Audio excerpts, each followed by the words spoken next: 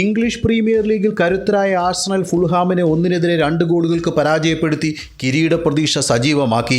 പരിക്കിനെ തുടർന്ന് 3 മാസത്തോളം കളിക്കളം വിട്ടുനിന്ന Saka goal നേടി തിരിച്ചുവരവ് ഗംഭീരമാക്കിയതും ആഴ്സണൽ ആരാധകരെ ഏറെ ആഹ്ലാദിപ്പിച്ചിരിക്കുകയാണ്.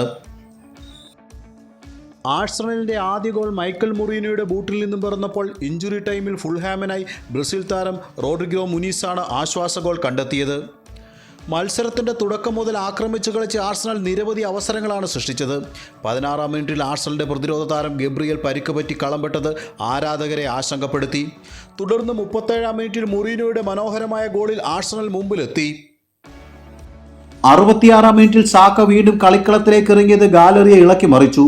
7 മിനിറ്റിനുള്ളിൽ ഗോൾ അടിച്ചുകൊണ്ട് സാക്ക തന്റെ തിരിച്ചുവരവ് ഗംഭീരമാക്കി.